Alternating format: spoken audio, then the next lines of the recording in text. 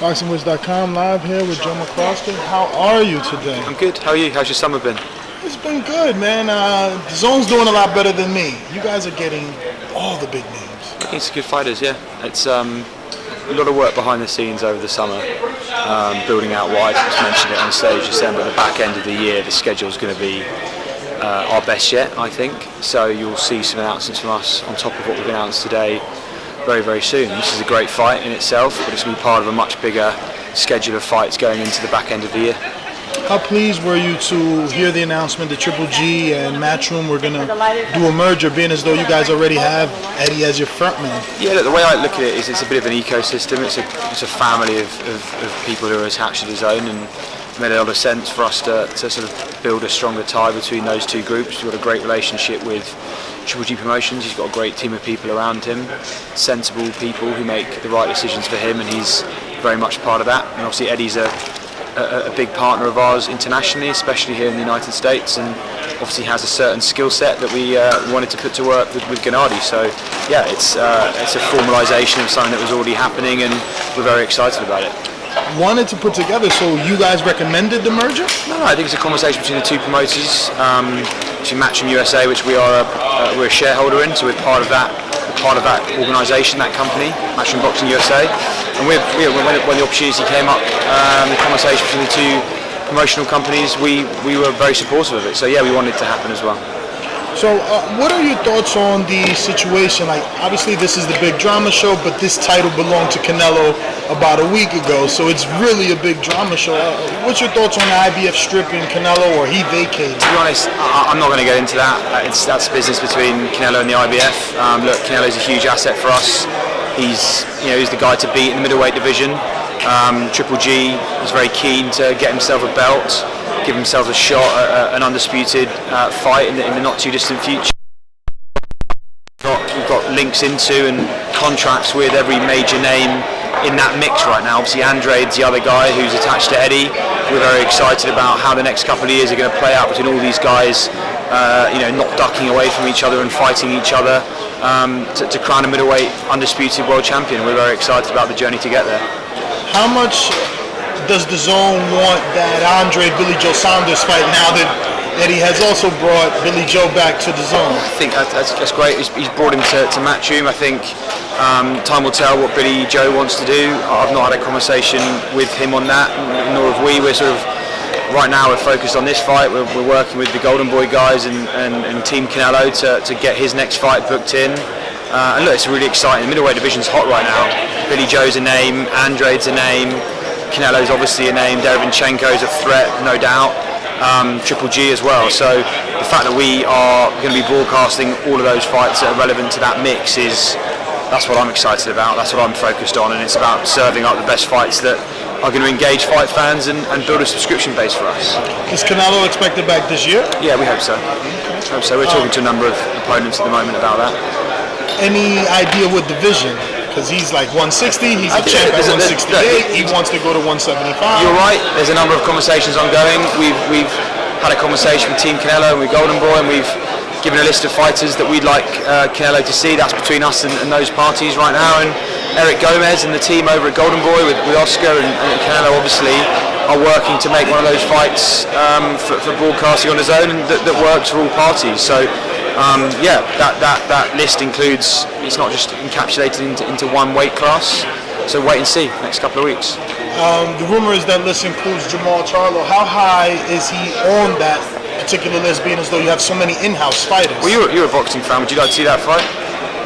I wouldn't mind him in the mix at 160, period. He's one of the names on the list for sure. It's an interesting fight, it's a fight that fans want to see, and as I've said to you before, that's all we care about, making fights that fight fans want to see. Anthony Joshua, when he came to the US, DAZN, and obviously himself wanted him to make a splash. Yeah. Do you think he still did that? The fight made a huge splash. It didn't go the way that AJ wanted to go, obviously. From our perspective, from a fight perspective, and introducing AJ to the American public, not in the way that he would have wanted to, not in the way that Eddie would have wanted to, that was a transcendent moment, right? That went above and beyond the four walls of the boxing audience. Sports fans, my grandmother, who's in her 90s in the UK, bought into that story, watched it, and that transcended crucially here. So sports fans who are not traditional boxing fans, the boxing casuals, and a wider group of people, just general sports fans, they became aware of Anthony Joshua that night. Not in the way that he would have wanted them to. The way that Andrew Ruiz won that fight, the way that Andrew Ruiz is such a likeable guy, and as the way that people get attached to him as a story, has allowed AJ's profile to grow in the US, again, not in the way that he would have wanted to. The great thing for him is he's got a shot December the 7th to put that right over in Saudi, and we're going to be very supportive of that journey for him as he seeks to regain his titles. Was this bittersweet for DAZN, or secretly could this been the best thing that happened? Because if AJ beats Ruiz the first time, you don't get this much media coverage. 100%. Look, I'll be honest, it took me 24 hours after that happened to get my head around that. Sunday morning back in Williamsburg having breakfast, I was in a miserable mood, as I think Eddie was, as I'm sure AJ was, and everyone on the DAZN side was too. But I think gradually we realised as our YouTube views and the highlights went above 12 million just in the US, we started realising actually not how we wanted it to happen, but from a purely selfish DAZN perspective, probably a good thing for our business. Obviously we're big fans of Anthony Joshua, we're going to continue supporting him, and I'm very confident he's going to go and go into that rematch extremely confident of regaining his belts. Yeah, for our business it was great. It attracted a load of interest, and we're very excited about the follow-up and the story that follows. Now you mentioned Saudi Arabia and the rematch, but there hasn't been an official DAZN announcement. Not yet. We're working on that. But you're expecting to be the broadcaster? We are expecting to. There's no bids? It's not a bidding war? Eddie's been clear on that. We have a first and last with Matchroom on the rights to AJ's fights. It's no different in this circumstance. We have a Matchroom DAZN board meeting next week. I'm pretty sure thereafter there'll be an announcement. It's just a process. For a hypothetical conversation, I find it strange that none of these other broadcasters are bidding. Don't you think this fight does well on pay-per-view? I know that's not your model and you don't want to push it. I'm sure this fight's going to do well anywhere it's broadcast. It's a big fight. It's an interesting fight that transcends boxing. That's what pay-per-view broadcasters are looking to deliver always. I don't know too much about the pay-per-view model other than it's broken, doesn't work for fight fans, and it encapsulates an audience around boxing that's too small for the sport to grow. So I'll let the pay-per-view broadcasters worry about their business, and I'll focus on making that fight for DAZN as big as it can be. I know in the UK, I know internationally, there's a huge appetite for that fight. There's no difference to that in the US. People want to watch that. It's a story that goes beyond the hardcore boxing fan base, and we're looking forward to broadcasting it to them come December the 7th. What was the most shocking thing for you that you heard on the AJ Sky Sports Untold Truth? I think I wouldn't say I wasn't amazed by it, but I was my eyebrows were raised on his comments about Lennox Lewis. But hey, he's a world champion boxer. He's entitled to his views. That was, as a Brit, that was an interesting thing for me. That bubbled up a few messages on my phone. But yeah, I haven't watched all of it. I've watched clips. I've had Adam Smith's texts flying in the last couple of days about various things. So I'm sure that's a great piece of content for them. I've been more interested the last couple of weeks on what Sky Sports have been broadcasting in the cricket space, but I doubt you've been watching that, and your audience haven't been either. Absolutely not. You need to talk to Sky though, because the Untold Truth was blocked in the United States, which makes no sense since. We're talking with Sky about a number of ways we can collaborate. Obviously, we're both producing a load of content either side of the Atlantic that's relevant to each other's audiences, and I'm very confident that a fight like the fight in Saudi Arabia can be a catalyst for us doing more together content-wise. So let's wait and see on that, and I think that's content that fight fans want to see. We want to produce that content for fight fans. Again, from a marketing standpoint for DAZN, are you actually secretly happy it's Saudi Arabia? Because again, the controversy sells, right? Like, all publicity is good publicity. So people having an opinion, whether it's negative or positive, makes them tune in. Everyone is talking about for sure. I'll be honest, that fight would have been better for us if it happened back in this building or elsewhere in the United States. Fights domestically in any market do better in their home market from a broadcast perspective. So obviously our preference was it. We made a number of bids. Ultimately, the Saudi organisers have made a very healthy offer to Eddie and to AJ, which we totally respect their decision to take, and we'll continue to work with them around that fight. I'm quietly confident that can be very good business for us. In fact, I'm confident it will be very good business for us. What time are you expecting the card to start and main event to roll out? Late afternoon, sort of 4 or 5 p.m. for the main ring walk. I think that will be sort of 10 p.m. UK time, midnight Saudi time. Okay. Obviously, heat's a consideration over there. But I think 5 o'clock US Eastern time, which gives us a good opportunity around other content being broadcast that weekend to get the message out there. We can spend efficient marketing dollars in introducing that fight and that storyline to a general sports audience. So I'm confident that's going to do very good business for us, that fight, and we're looking forward to the next stage of AJ's journey. In retrospect, what do you think about the decision Deontay Wilder made, not taking the DAZN off, and now that AJ is basically off the table, right? He had the fight with Ruiz, now he has the rematch. I wouldn't say he's off the table. I'd say he's got 2 mandatories. He's got an opportunity to say that fight. Look, Deontay made a decision for him. I can't speak to that. That was his decision with his advisors.